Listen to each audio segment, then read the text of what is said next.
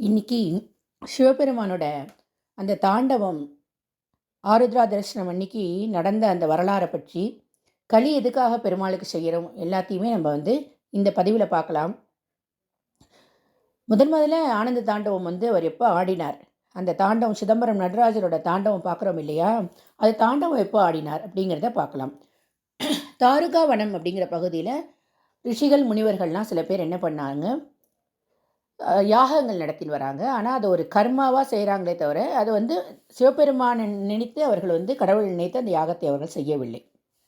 அவர்களுக்கு பாடம் கற்பிக்குங்கிற வகையில் ஒரு சிவபெருமான் ஒரு பிச்சாண்டராக அந்த தாருகாவனத்துக்கு போகிறாரு. அங்கே அந்த ரிஷி பத்னிகள்கிட்ட அவர்களோட வீடுகளில் போய் பிச்சை எடுக்கும் பொழுது அவர்கள் சிவபெருமானே வந்திருக்கிறார் என்பதை உணர்ந்து கொண்டு அவருக்கு பாத பூஜைகள் எல்லாம் செய்து உணவிடுகிறார்கள். அதை கண்ட அந்த ரிஷிகள் மிகவும் கோபமடைந்து தன்னுடைய பத்னிகளை சபிக்கிறார்கள். அந்த நேரத்தில் பெருமாளை அவர்கள் சிவபெருமான் என்று அறியாமல் மான், மழு, முயலகன் போன்றவர்களை ஏவி சூலம் எல்லாவற்றையும் அவர் மீது சிவபெருமான் மீது ஏவுகிறார்கள். யானையை கூட ஏவுகிறார்கள். அனைத்தையுமே சிவபெருமான் தன்னுடைய ஆயுதங்களாக மாற்றி கைகளிலே ஏந்தி கொள்கிறார். அதை கண்டு அவர்கள் மிகவும் நடுநடுங்கி போகிறார்கள்.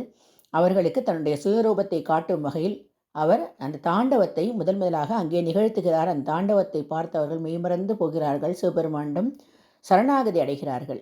இப்படியாக முதலில் தாருகாவனத்தில் இந்த மார்கழி மாதம் ஆருத்ரா நட்சத்திரம் கூடிய பௌர்ணமி நாளில்தான் இந்த முதலாக சிவபெருமான் ஆனந்த தாண்டவத்தை ஆடினார். அதுதான் நடராஜருடைய வடிவமாக நாம் காண்கின்றோம்.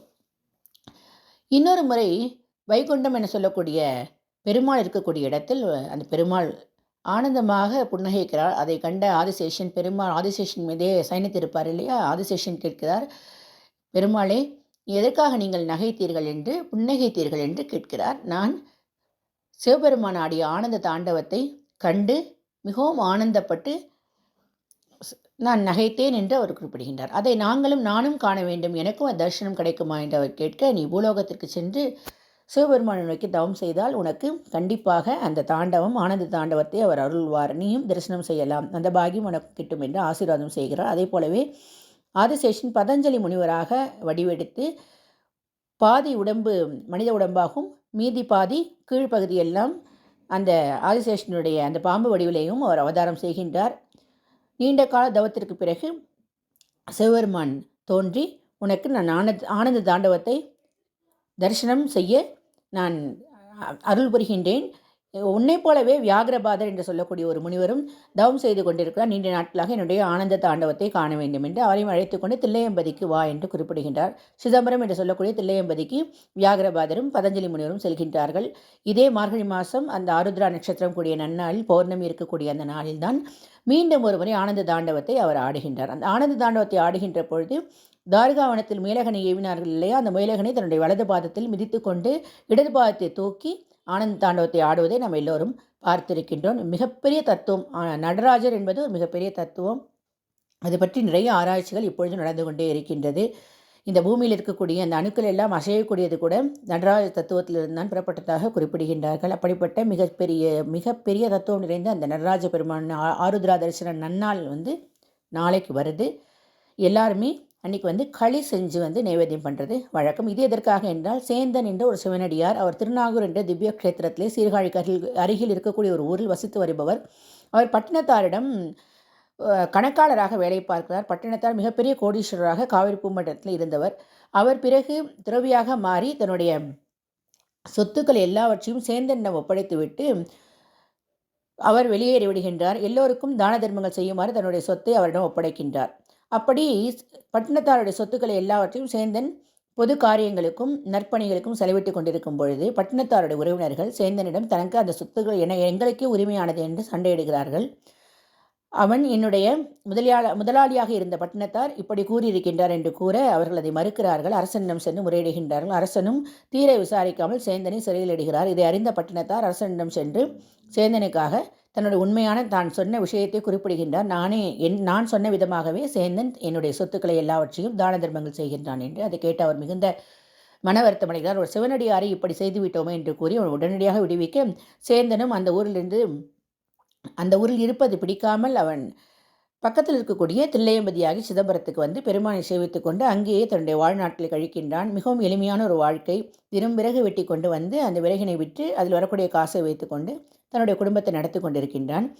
தினம் ஒரு சிவனடியாருக்கு உணவு அளித்து விட்டுத்தான் சாப்பிடுவது சேந்தனுடைய வழக்கமாக இருந்தது.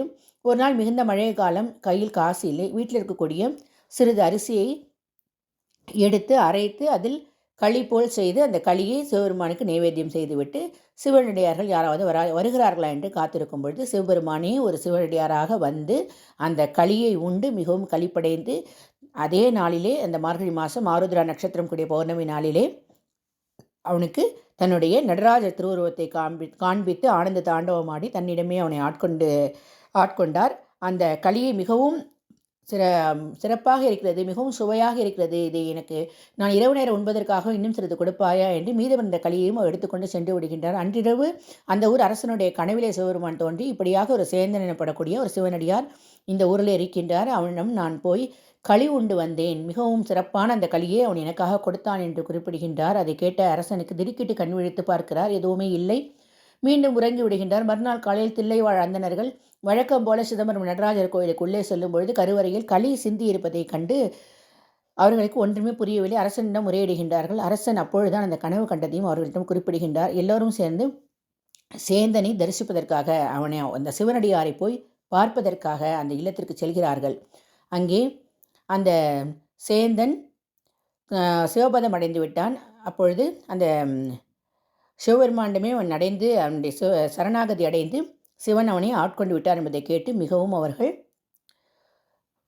ஆனந்தமும் அதே சமயத்தில் அவர்களுக்கு மிகப்பெரிய ஆச்சரியம். நம்மூரில் இப்படி ஒருவர் இருந்தாரா, சிவனடியார் நாம் அறிந்து கொள்ளாமல் இருந்து விட்டோமே என்று கூறி அவனை ஒரு நாயன்மாராக அவர்கள் வழிபடுகின்றார்கள்.